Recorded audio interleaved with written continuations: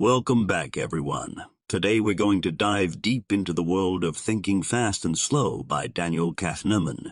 This book is a true classic in the field of psychology and delves into the fascinating topic of how our minds process information and make decisions. But don't worry, I'll keep it simple for you, and of course, sprinkle in some jokes to keep things interesting. So the basic idea behind the book is that our minds have two systems of thinking. System 1 and System 2. System 1 is fast, automatic, and subconscious. It's the part of our brain that makes snap judgments and instincts.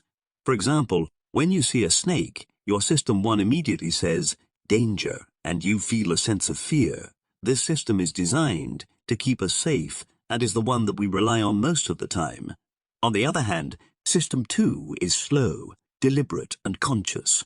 It's the part of our brain that analyzes and thinks critically. For example, when you're doing a math problem, you're using your System 2 to calculate the answer. This system is designed to help us solve problems and make rational decisions. Now, the thing is, our brains tend to rely on System 1 a lot more than System 2. We're wired to take shortcuts and make quick decisions because back in the days of our caveman ancestors, it was essential for survival. If a caveman saw a snake and took the time to analyze the situation, they'd probably be snake food. But in today's world, this tendency to rely on System 1 can lead to mistakes and biases. For example, let's say you're trying to decide what car to buy. Your System 1 might see a fancy car with a lot of bells and whistles and think, wow, this is the one. But your System 2, if you take the time to use it, might point out that the car is more expensive than you can afford and that you don't really need all those extra features. This is a classic example of how our System 1 can lead us astray by getting caught up in the superficial aspects of a situation instead of considering the practical implications. Another example is what Kahneman calls the availability heuristic. This is when our brains rely on the information that's most easily available to us, instead of considering all the facts. So, for example, if you're trying to decide whether or not to go skydiving, and you remember a news story about someone who died skydiving, your System 1 might say no way, that's too dangerous. But if you take the time to use your System 2 and research the statistics, you'd see that skydiving is actually quite safe, and your decision would be different. Kahneman also talks about how our emotions and biases play a big role in our decision-making process. For example, the anchoring effect is when we rely too heavily on the first piece of information we receive, and it becomes a reference point for all future decisions. For instance, if someone tells you that a particular car is worth $20,000 and then you see another car that is similar and it's priced at $15,000, you might think it's a good deal, even though it might not be. Another example is the framing effect, which is when the way information is presented affects our decision-making.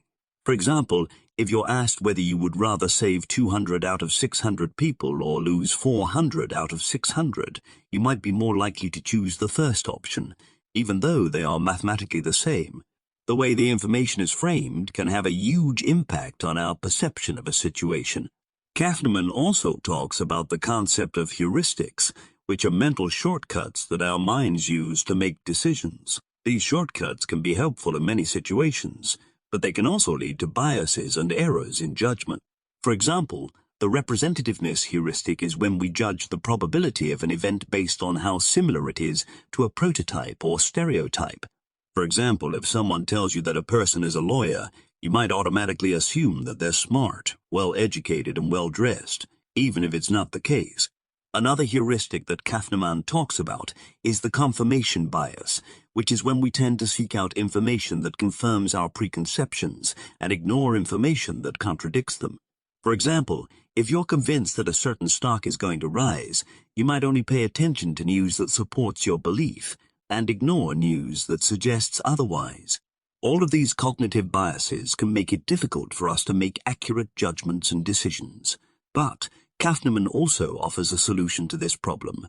He suggests that by being aware of these biases and making a conscious effort to use our System 2 thinking, we can overcome them.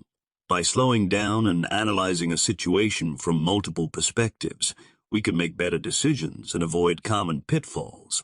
In conclusion, Thinking Fast and Slow is a must-read for anyone looking to improve their decision-making skills, whether in their personal or professional life.